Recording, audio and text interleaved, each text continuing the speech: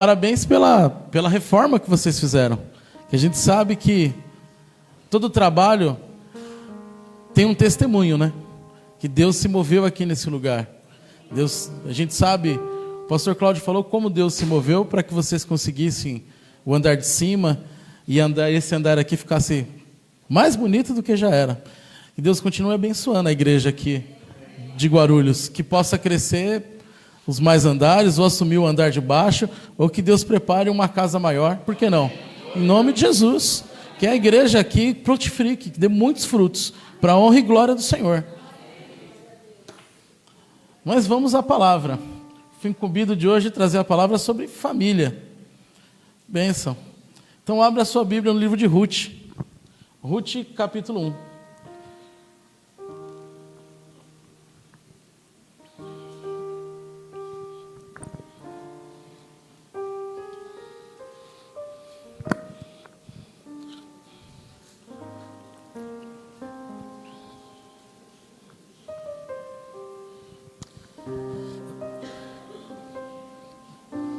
Hoje, nos nossos dias, nós como os pais, nós temos muitas dificuldades em relação aos nossos filhos, a entender essa geração tão diferente da gente. Como o Renato falou, hoje, o celular, as questões das mídias sociais, nós mesmos muitas vezes não conhecemos, né? Nós não sabemos. Às vezes eu tenho 2 filhas adolescentes, e às vezes você vê que a conversa que eles têm, nem eu mesmo entendo. E a gente tenta se modernizar, e às vezes você fala, meu Deus, o que eles estão falando? Às vezes eu mando uma mensagem para minha filha, filha, tal coisa, ela manda SS. Aí eu, que raio é SS? Aí assim, eu falei, mas é para economizar? Era só mais uma letra, né? Escrevi assim, de vez. E eu sei lá o que significa, e cada vez nós temos dificuldades de entender ou de compreender como é essa geração, mas nós como os pais temos a obrigação, porque a gente gosta muito de uma palavra chamada legado, mas legado é interessante, cada um dá a sua definição, e cada hora é uma coisa, porque ela não tem um aspecto, mas nós como os pais, nós temos um legado a mostrar para os nossos filhos de forma palpável. A gente tem que dar propósito para eles, o sentido daquilo que nós estamos construindo, eles têm que continuar. Se o sentido da nossa vida é servir a Deus, os nossos filhos precisam dar continuidade no serviço que nós damos ao Senhor. Nós vamos fazer eles já homens e mulheres vitoriosos, eles continuarem aquilo que a gente começou. Por mais difícil que seja, permanecer é necessário. Nós olhamos e vemos essa geração, e vemos o mundo como está, as dificuldades, as frustrações, cada vez mais as pessoas adoecendo na alma, mentalmente fragilizadas. E como é que a gente como igreja, a gente se porta? Porque a igreja é a reunião de famílias. Se as famílias estão adoecidas, obviamente a igreja vai estar adoecida, porque nós somos famílias. E muitas vezes a nossa casa está abalada. E como é que a gente permanece numa casa que está abalada? Nos gera muitas vezes questionamentos. Quantos de nós não colocamos ou nos colocamos Deus contra a parede? Senhor, mas eu sirvo a Ti. Eu sou dizimista, eu sou ofertante, eu venho no culto aqui tem culto de semana? Terça, tem grupo familiar, de quinta, eu estou no culto de domingo, mas por que eu vejo tantos problemas dentro da minha vida?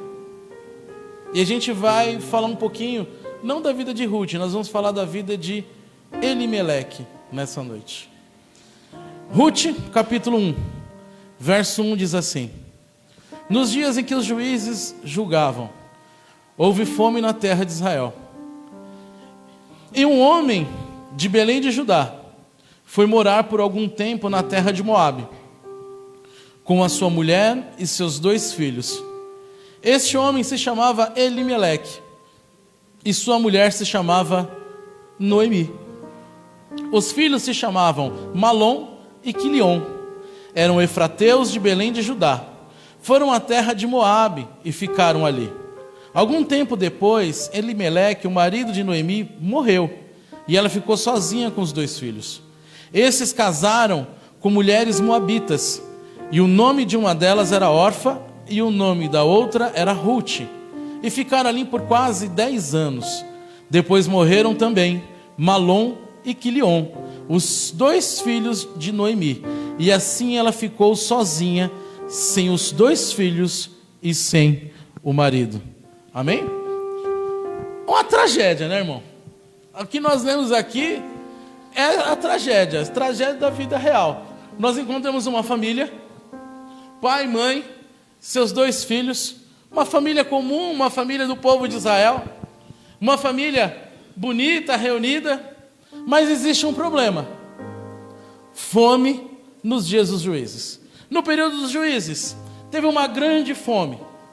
E nessa grande fome, nesse momento de grande escassez, Elimeleque, ele teve uma ideia: nós precisamos sair do lugar da escassez.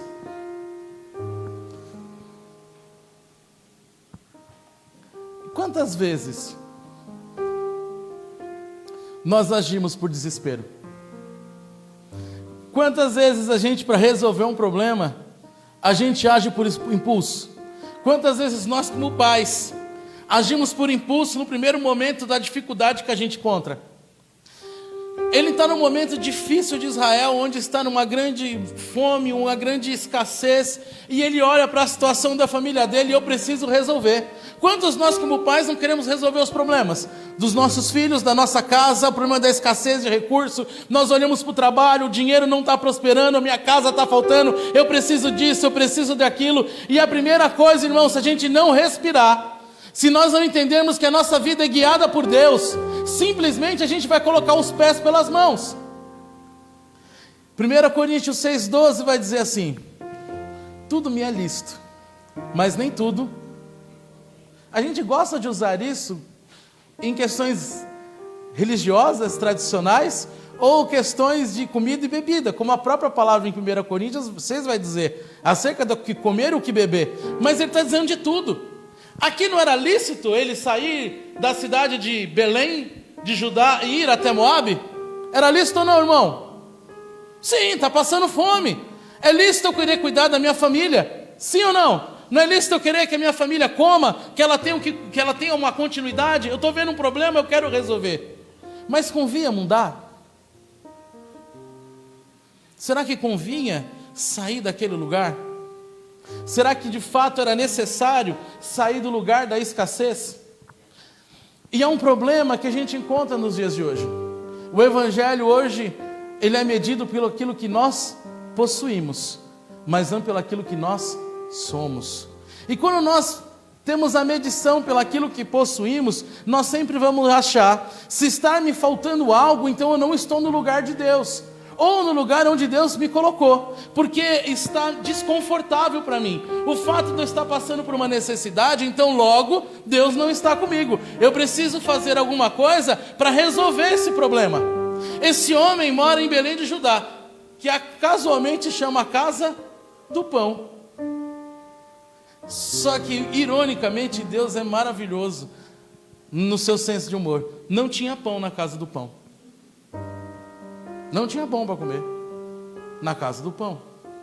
E porque não tinha pão, esse homem ele resolve cruzar a fronteira, sair de Belém de Judá, terra de Israel, com os seus, de estar no meio da sua parentela, no meio do seu povo, para ir para um povo inimigo. Os moabitas, eles são descendentes de Ló. As filhas de Ló, que engravidaram de seu pai, é que dá origem a esse povo moabita, que por sinal são inimigos de Deus. E esse povo que é inimigo de Deus é o mesmo povo que quase faz a destruição do povo de Israel. E lá no livro de Números, onde Balaão faz o povo de Israel se deitar com as prostitutas de Moabita. Então existe um conselho, desde os dias de Moisés: não se unam com os moabitas, não se unam com aqueles que são inimigos de Deus. E a primeira coisa, no momento da dor e da aflição, estou passando necessidade, ele sai da casa do pão para um momento de escassez, e ele vai juntar com um povo que não é de Deus. A gente tem que entender que quando nós estamos em crise, enquanto Deus não fala conosco, não é tempo de levantar a arca, não é tempo de começar a andar, não é tempo de mudar enquanto o Senhor não falou conosco. Esse homem age de forma precipitada. A palavra não diz que muitas famílias saíram. A palavra diz que Emimeleque, que também é interessante, o nome dele significa Deus é rei. A gente canta que Deus é rei. A gente canta que Deus é Senhor. Até a nossa casa passar por aflição. Porque aí eu sou o Senhor da minha vida. Eu vou resolver. Eu dou conta daquilo que é necessário. Mas Deus não é rei? Deus não é Senhor? Nós não fomos comprados pelo sangue de Cristo? Que isso também é uma coisa que ofende essa geração. Nós somos escravos de Cristo, irmão. Nós temos um Senhor, nós temos um dono, um proprietário. Que por sinal a palavra Senhor no Novo Testamento é dono. Ele é o nosso dono. Então a gente não pode fazer nada, nem a direita, nem a esquerda mudar, sem antes entender o que Deus tem a falar conosco. Seja da forma audível lá no meu quarto, ou seja através da palavra. Eu preciso conhecer o caráter de Deus, para que eu tenha o direcionamento correto. Se Emimeleque tivesse o conhecimento da palavra de Deus, se ele tivesse o conhecimento daquilo que foi entregue por Moisés, ele não teria mudado, ele não teria cruzado a fronteira, se ele tivesse o entendimento daquilo que o Senhor entregou de lei.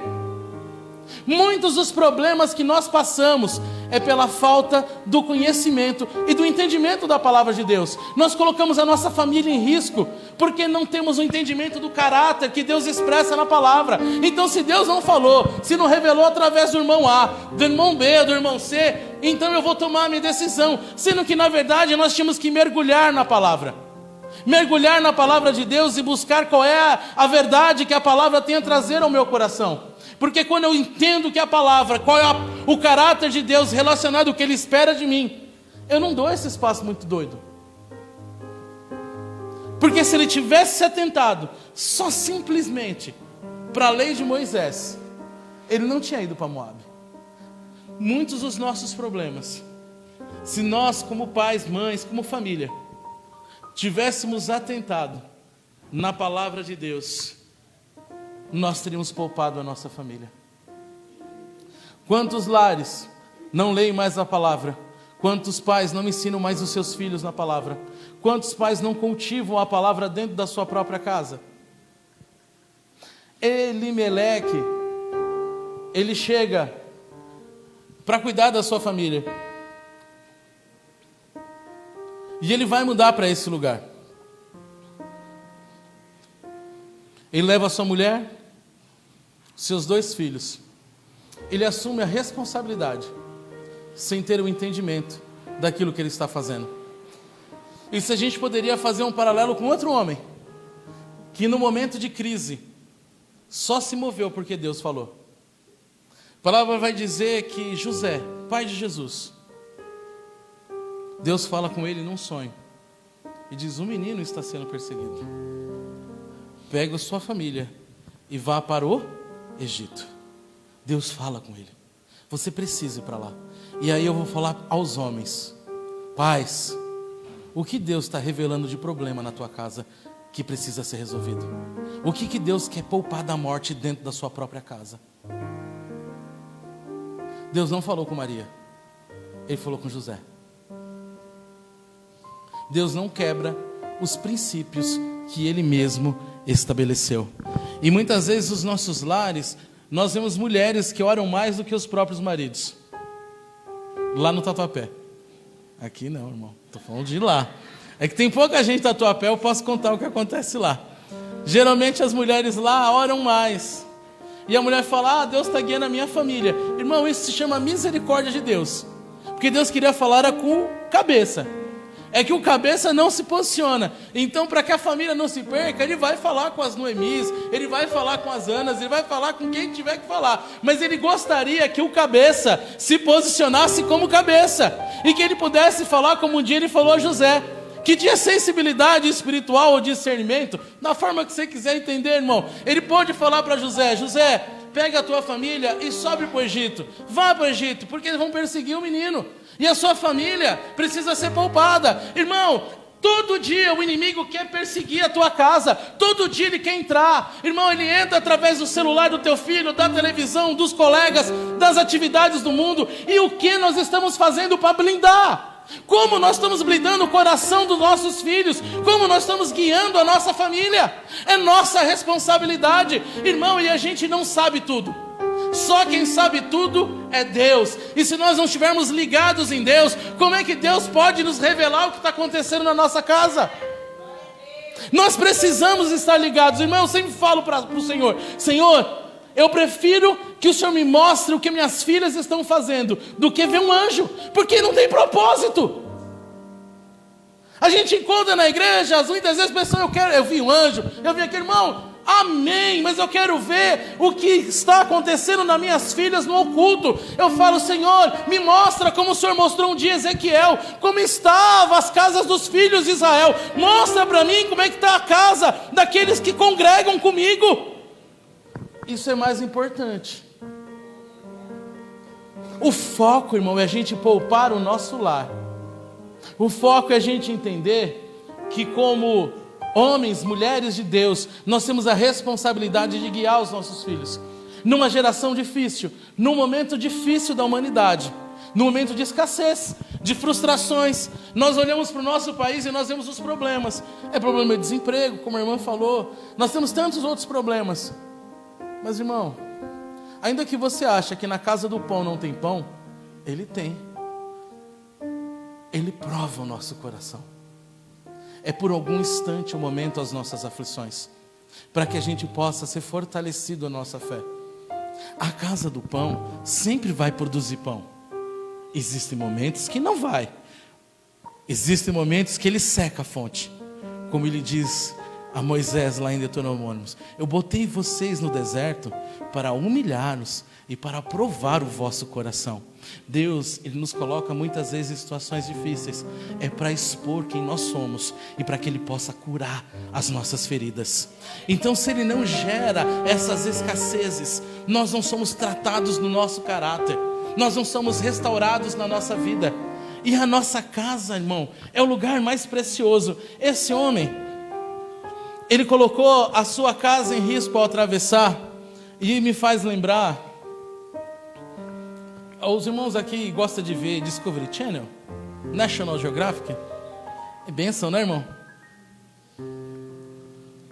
E eu sempre imagino, quando Pedro diz assim, que o inimigo está ao nosso derredor, tentando nos tragar, é como um leão, tentando nos tragar. Pedro vai dizer na sua carta, eu sempre imagino como no National Geographic, eu acho que era isso que ele estava se baseando, daquele via, né? E é interessante que o leão está lá, ao derredor dos gnus, e ele não está preocupado.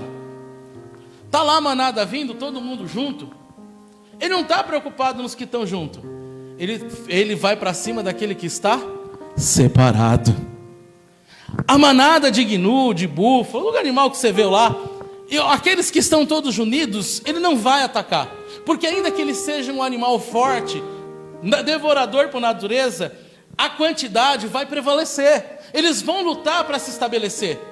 Mas aquele que está sozinho, aquele que se afastou do bando, ele não tem mais segurança, então ele não está se importando com a manada que está passando, ele está focado naquele que está ficando para trás. Irmão, e quantas vezes nós não fazemos isso? Nos distanciamos da igreja, distanciamos da família, da casa do Senhor, e achamos que esse é o melhor lugar, porque aqui eu fui ferido, porque a minha vida não muda, porque eu vou para a igreja e nada acontece. Vai ficar pior quanto mais você se afastar, porque o inimigo espera isso da gente. Famílias fracas, para que ele possa se adentrar. Famílias em dúvida, porque a dúvida já é dele, em dúvida do plano de Deus, para que ele possa de fato dominar sobre a nossa casa. Ele não está esperando algo, ele só está esperando você se distanciar. Porque quando nós estamos reunidos, nós somos a congregação dos justos, mas a congregação dos justos é reunião de várias famílias. E isso nos faz igreja. E isso nos faz ser fortes. Essa família, ela saiu da sua tribo. Ela saiu do meio do seu povo. Isso a enfraqueceu. E esse homem, ainda que seja lícito, e o seu coração tinha uma boa intenção de poupar a sua família, mais vale conhecer a palavra do Senhor, mais vale ouvir o que o Senhor tem a fazer, do que as minhas boas intenções com a minha casa. E a palavra vai dizer que este homem atravessou e ficaram ali por algum tempo. E por algum tempo, esse homem, Elimeleque, morreu. Elimeleque morre e deixa Noemi com seus 2 filhos, Malom e Quilion. Malom, que significa doença. Quilion, enfermo. Que tragédia de família, né, mano? Enfermos e doentes. Quando nós saímos da palavra de Deus, saímos do propósito que Deus nos colocou, nos desviamos, nós ficamos doentes e enfermos na alma, espiritualmente. Olha que tragédia de casa. O homem que chama Deus é rei, tem 2 filhos, uma doença e uma enfermidade, que agora vão ter que cuidar da mãe, porque o pai morreu. E a palavra diz que não só ele falece, como ele também não ensina a lei do Senhor para os seus filhos. Eles casam com 2 mulheres moabitas, 2 mulheres fora do povo de Deus. A gente quer poupar os nossos filhos, a nossa família, muitas vezes, do sofrimento. A gente fala assim: eu não consegui muito estudo, eu ralei muito, eu tive que trabalhar em tal lugar, eu acordei cedo, tinha 8 anos, já tinha que trabalhar. Eu não quero isso para os meus filhos, então eu quero que seja médico, quero que seja um doutor, eu quero que seja um bom advogado. Irmão, está tudo certo. Mas se eles não forem servo de Deus, nós falhamos. Esse homem, ele falhou quando ele não ensinou a palavra de Deus aos seus filhos. Nós falhamos, não é quando os nossos filhos não se tornam médicos. Muitas vezes os nossos filhos vão ter as carreiras que a gente teve. Paz, meu irmão, nem todo mundo vai ficar rico. Desculpa derrubar às vezes os nossos sonhos. Nem todo mundo vai ser rico, mas todo mundo tem um acesso ao reino dos céus. A salvação é de graça. Ensinar os nossos filhos no caminho do Senhor não tem preço. E esse homem não ensinou. Não ensinou o doença e o enfermo a procurar uma mulher do seu povo. Eles vão buscar mulheres com cultura, pensamento, contrários ao que diz a palavra de Deus. O que os nossos filhos estão buscando, irmão? O mais difícil é quando a gente nem sabe. E eu não estou falando de relacionamentos amorosos só. O que os nossos filhos buscam? Quais são os sonhos deles? Quais são as expectativas? Estão alinhados com a palavra de Deus? Estão alinhados com os propósitos da sua casa? O que os nossos filhos buscam no Google?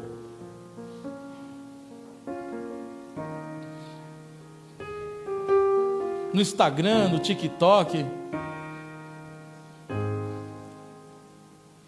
Qual é o objetivo de vida dos nossos filhos? A gente deveria saber. Porque é isso que é de fato que vai fazer a diferença. No começo eu falei de legado. É muito gostoso quando a gente diz igual Josué: eu não sei quanto a vocês, mas eu e minha casa serviremos ao Senhor. Ele termina o trabalho dele como chefe de uma nação quando ele estabelece o povo de Israel. Mas ele ressignifica a sua missão. Eu tenho que cuidar ainda da minha casa. Cuidar da nossa casa sempre vai ser o nosso primeiro e o nosso último alvo.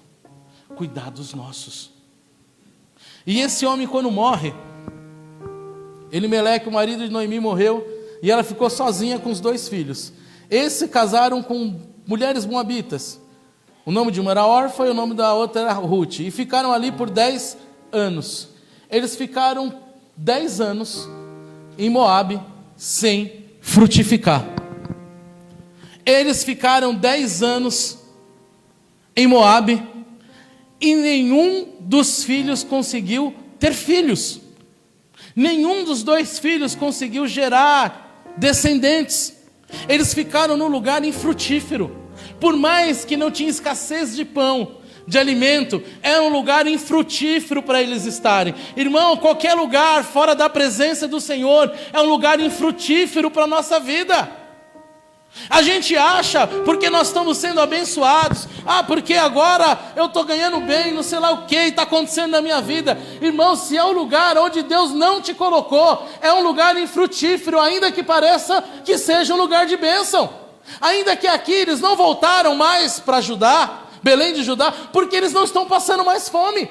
Quer dizer, eu estou prosperando no lugar errado. Irmão, muita gente prospera no lugar errado. Quantos crentes não prosperam no lugar errado? Quanta gente não abre mão de caminhar com o Senhor para ficar no lugar errado? E a gente poderia falar de várias histórias.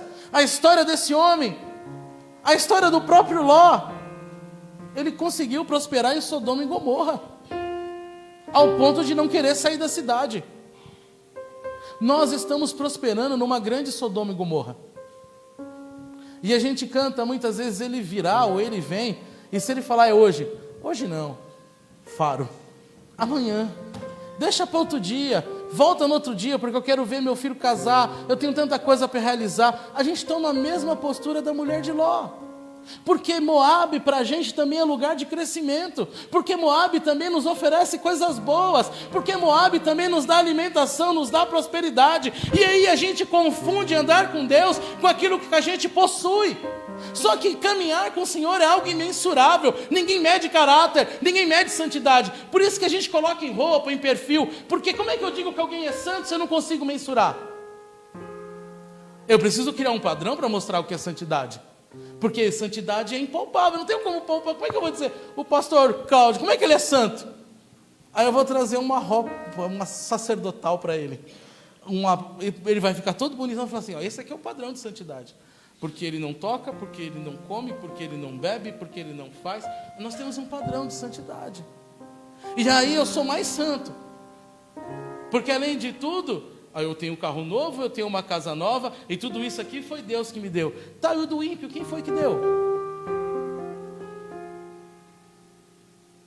Tiago vai dizer que toda boa dádiva vem dos céus. Toda boa dádiva.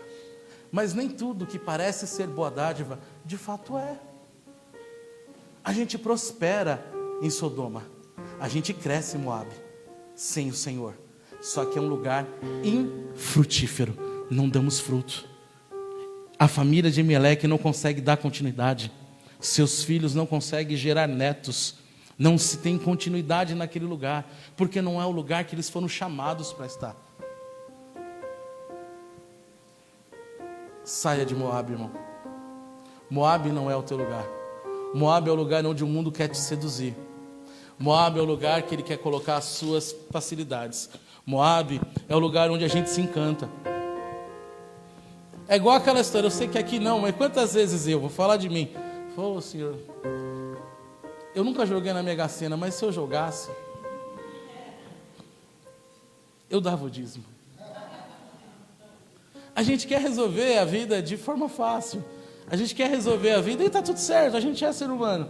Mas a gente precisa sempre colocar no prumo da palavra de Deus. Quantos hoje não estão dentro da igreja viciados em jogos de bet? Tigrinho.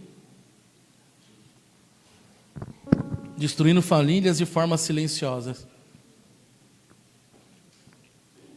Tentando um meio fácil de prosperidade. E alguns dizem para mim, mas pastor, Deus me abençoa. A roleta gira. Prosperando em Moabe, mas é infrutífero. Moabe não tem presença de Deus. Moabe, a gente está insensível àquilo que Deus está falando. Eu preciso retornar à casa do pão, porque a casa do pão é o lugar da minha provisão. E esse homem morre, e agora seus filhos que não geram filhos morrem também. Todo mundo morre. O doente e o enfermo, também com esse nome tem que morrer. Morre todo mundo. E agora são 3 mulheres: Noemi, Orfa e Ruth. Num tempo em que as mulheres não se têm valor. Onde a mulher não pode trabalhar, onde ela não tem um momento em que ela vai construir uma nova vida, se ela não tiver um marido ou um filho para que dê continuidade. E agora ela vê no fundo do poço, no lugar errado, fora do lugar onde Deus estabeleceu. Noemi, a matriarca, ela vira e fala: olha, vocês podem ir embora, vocês estão liberadas, eu não tenho mais filhos, e ainda que eu case de novo, engravide, vocês estariam velhas para assumir os seus filhos. Vão viver a vida de vocês, na cidade de vocês, com a família de vocês. E a palavra diz que Orfa, num primeiro momento, diz: não, mas volta à sua cidade. E Ruth, a palavra nos ensina que ela vai permanecer. E a primeira coisa que Noemi diz é assim: eu vou retornar para a minha parentela, eu vou retornar para o meu povo. Isso me lembra a palavra em Apocalipse que diz assim: lembra de onde caístes e retorna ao primeiro amor. Retorna. O problema não é cair, é não se arrepender, é não retornar. A gente muitas vezes conduz a casa errada como pais. Muitas vezes nós não sabemos guiar os nossos filhos. O nosso maior problema é não se arrepender, é não voltar a Deus e falar: Senhor, até agora eu fiz do meu jeito, eu caminhei da minha forma, eu comecei assim, eu quero retornar da onde eu caí, eu quero estabelecer novamente o Senhor na minha vida, eu quero retornar ao lugar onde eu nunca deveria ter saído, eu quero assumir as responsabilidades que um dia o Senhor me deu. Quantas pessoas hoje por problema abrem mão até do próprio chamado? Quantas pessoas não dizem: não posso mais, pastor, porque agora eu tenho isso e aquilo de atividade. Irmão, Deus te chamou para quê? Deus te chamou para ter uma vida miserável onde você vai trabalhar e morrer? Ou Ele te chamou para você construir algo para o reino, algo eterno? Irmão, a gente vacila ao ponto de achar que a nossa vida é para ganhar coisas, sendo que o lugar que Deus nos colocou é para ganhar pessoas. Em todo lugar onde nós trabalhamos ou nós somos constituídos é para ganhar gente. Onde Deus nos colocou para morar, os nossos vizinhos é o primeiro que Ele quer que a gente ganhe. Nós não fomos chamados para ganhar tesouros, nós somos chamados para juntar tesouros no céu, ganhar almas, pessoas. E o mais interessante é que Noemi, a matriarca, ela despede as duas e diz: olha, vai viver. E Ruth fala: não, eu vou com a senhora, eu vou continuar firme aí, nós vamos continuar no mesmo propósito, da mesma forma, na mesma sequência. E ela diz algo bonito, que a gente ama. Ela vai dizer: porque onde a senhora for, eu irei, e o seu Deus, o seu povo é o meu povo, e o seu Deus é o meu Deus. Agora fala para mim, irmão. Ela está seguindo uma véia que não tem nada, não tem onde morrer. O que Ruth viu em Noemi?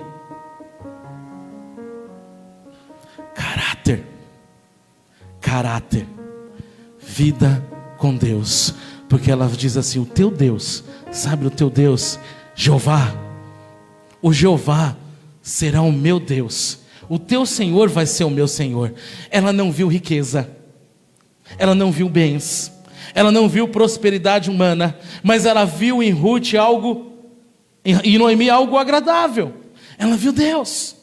Irmão, o que as pessoas querem ver em nós e que nós temos que mostrar para os nossos filhos é caráter, é uma vida com Deus. Os nossos filhos têm que dizer isso: pai, mãe, o seu Deus é o meu Deus, eu quero servir ao Deus que você serve, porque eu vejo que Ele faz a diferença na tua vida. Eu sei que muitas vezes falta coisa, a gente não come picanha todo domingo, mas o seu Deus é o meu Deus, pai,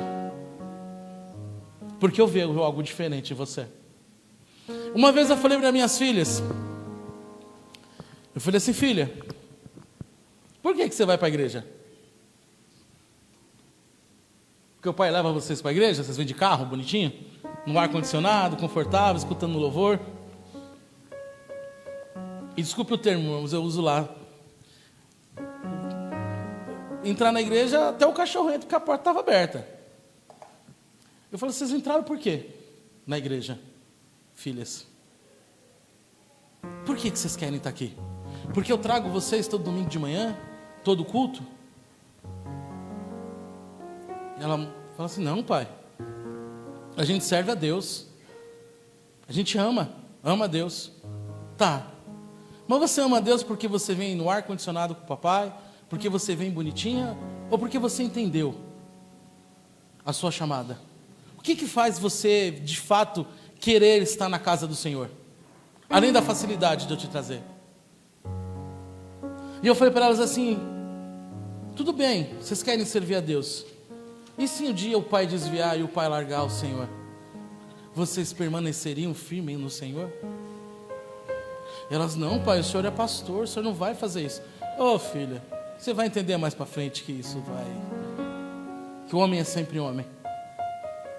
E eu falei, filha, se o pai negasse a Deus, você continuaria firme no Senhor? Elas falaram, não, a gente ficaria. Eu falei, filha, aquilo que você falou agora, vocês precisam viver. Porque o falar foi o mais fácil. Porque a vida vai mostrar um monte de problema. A vida vai mostrar que servir a Deus não é fácil. Que vai ter domingos de manhã que ninguém quer vir para a igreja. Que vai ter dias que você vai estar tão chateado, tão frustrado, que você não vai querer entrar na casa do pão. E que vai ter dia que você vai estar dentro da casa do pão e você vai sair com fome.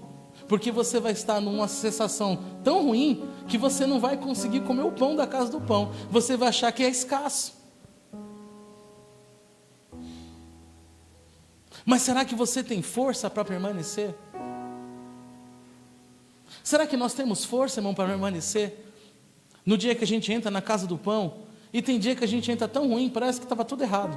O pregador estava errado, a palavra errada, o louvor não era aqueles que eu queria ouvir. Tem dia que é assim. Eu, irmão, escandalize não. Tem dia que vai na igreja e fala, Senhor, cura o meu coração, porque a água da vida está sendo derramada e eu preciso beber dessa água. Porque tem dia que o meu coração está tão escasso, a terra está tão seca, eu falo, eu preciso da tua água, porque se eu olhar para a direita ou para a esquerda, eu não vou prestar atenção, eu só vou ver problema. E quantas vezes a gente entra na casa de Deus só vê problema? Elimeleque só viu o problema da escassez, mas ele não conseguiu ver a mão poderosa de Deus poupando a sua família. Toda vez que a gente se reúne ou a gente entende a palavra de Deus, precisa entender que é o Senhor poupando a nossa família. E Ruth conseguiu ver isso na vida de Noemi, mesmo em meio ao problema, em meio à escassez, em meio à dor. Ela falou, essa mulher tem algo diferente, eu vou permanecer com ela, e eu vou fazer do povo dela o meu povo. Os nossos filhos precisam olhar para nós e falar, o seu povo, essa gente aí, pai, que você anda, mãe, é a gente que eu vou andar também. Os meus amigos serão os amigos da casa do Senhor, porque, irmão, a coisa mais ruim é quando os nossos filhos têm amiga lá fora, não tem aqui. Quando os nossos filhos não crescem juntos, irmão, e não se preocupa, deixa brigar, faz parte. A gente quer se meter em problema de criança, a gente acaba mostrando que é mais infantil ainda.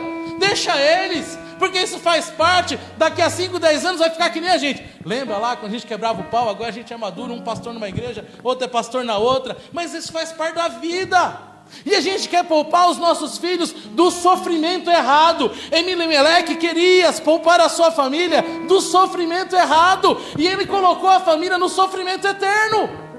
Ele não encaminhou a família para a salvação. Eles comeram o pão natural, que vai perecer, sendo que na verdade eles tinham que comer o pão espiritual, aquele que não perece. Eles tinham que ter levado a família para a salvação. Não tira, irmão. Não é o que você ganha, não é o que você tem, é o que você é que vai fazer a diferença na vida do teu filho.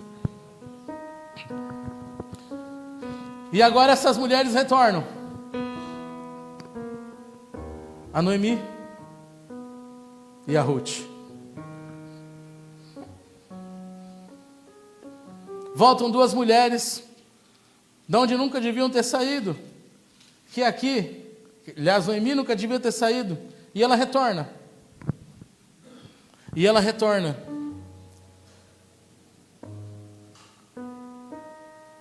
E agora Ruth se coloca como mantenedora da sua sogra. Ao retornar à casa do pão, Noemi estava levando Ruth a ter um resgatador. Boaz é o resgatador, é quem vai pagar para ter essa família. E quem te resgatou, irmão? Quem pagou o preço para que você pudesse ter a vida que você tem. Porque Jesus não te prometeu qualquer vida. Ele prometeu vida e vida em abundância. Essa mulher que retornou agora com a sogra, ela consegue um resgatador, o Boaz. Uma história romântica bonita, né, irmão? Dá para fazer, dá para mandar recorte se já não fez, fazer essa história de amor. Uma história linda. Mas o foco dessa história é de uma família que foi resgatada. Boaz resgata essas mulheres da morte, resgata essas mulheres de não terem uma vida. Moabita, Ruth, inimiga de Deus. Eu vou dizer algo para você: Deus resgata, irmão, os seus inimigos. Amém? Mas Deus resgatou todos os inimigos dele.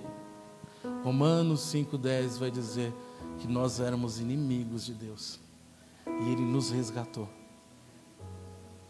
Deus resgatou a sua vida porque éramos inimigos dele. Assim como Ele resgatou Ruth, que por causa da sua fé e fidelidade, Ele resgata essa mulher e dá a ela a salvação. Todos nós aqui, Ele nos deu a sua salvação. Eu e você precisamos ser na nossa casa aqueles que vão levar os filhos aos resgatador. Nós é que temos a obrigação de levar os nossos filhos até Jesus. Não é o pastor, não é a tia da escolinha, as professoras. E às vezes a gente escuta isso. Ah, porque na escolinha tinha que fazer isso, a escolinha tinha que fazer aquilo, o pastor tinha que ter atividade para jovem, o pastor tem que criar aquilo para jovem, tem que fazer não sei lá o que para jovem. Tem mesmo. Cada um tem que fazer a sua parte. E a dos pais instruir os filhos no caminho do Senhor. Você é a Noemi, tem que ser agradável na sua casa, ao ponto dos seus filhos olhar e falar: eu quero esse resgatador que você tem. Eu quero ir para Jesus. Eu quero servir o Deus que meus pais servem. E a palavra vai dizer que aquela mulher que não conseguiu frutificar por 10 anos em Moabe, casa com Boaz e tem Obed, seu filho, avô de Davi. Quando nós estamos no lugar certo, no centro da vontade de Deus, nós geramos bênção. Essa mulher não imaginava que o seu neto seria o rei que foi. Mas a gente não sabe até onde os nossos filhos irão no Senhor, se nós instruirmos eles nos lugares certos. Quantas gerações nossas nós vamos levar? Nós não sabemos o impacto das nossas ações, quanto mais as bênçãos de Deus.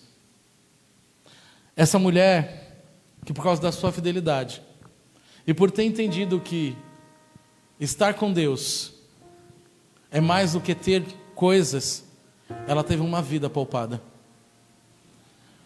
Olhe para a sua vida com Deus, mais do que você precisa, na sua finança, que é lícito, mas nas suas obrigações. Deus, Ele quer tratar com aquilo que nós somos, aquilo que você é, e restaurar a sua vida. Fique de pé.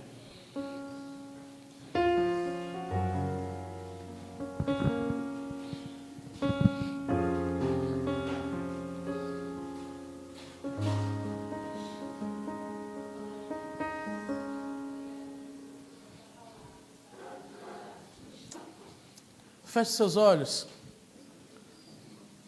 Como está a sua casa? Talvez eu falei muito dos pais, mas às vezes seus pais não estão na igreja. Você é o filho que está na igreja. Você é a Noemi. Você é quem vai levar a sua família ao caminho do resgatador. Você é que vai levar a sua casa ao caminho da salvação. Talvez o seu pai e a sua mãe ainda não entenda. Você é o primeiro da sua família.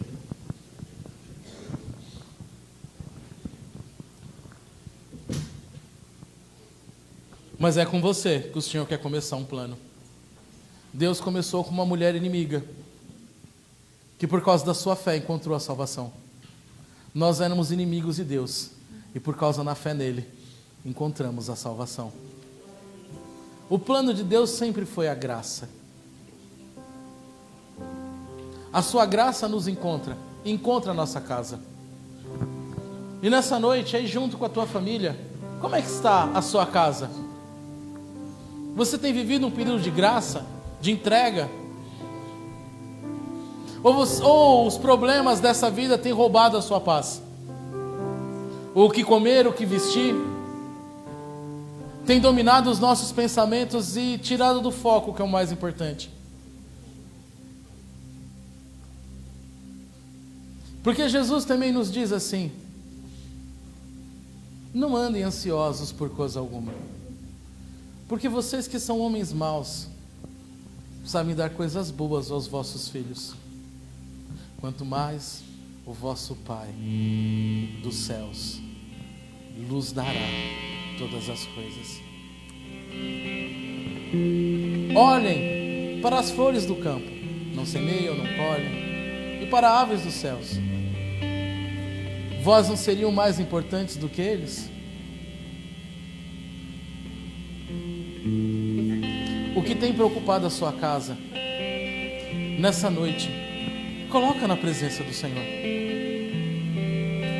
O que tem roubado a tua paz, o problema, é nele que nós vencemos.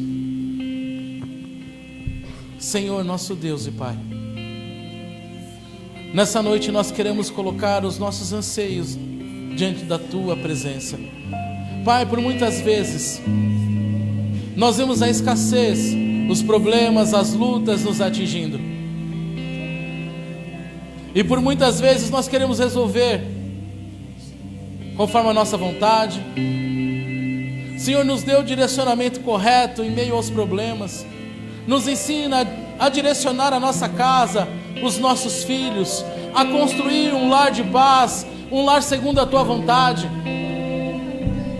Pai, em nome de Jesus, se entrou nessa noite alguém aflito, que o Senhor possa agora tocar ao coração. Oh Senhor, se alguém está entristecido, entrou faminto, que seja alimentado pela tua palavra, pelo teu Espírito Santo. Toca, Senhor, em cada casa, em cada família nessa noite. Poupa os nossos filhos, que eles sejam canais de bênção geracionais, que os filhos dos nossos filhos também sirvam o Senhor, que eles possam ver propósito em te servir,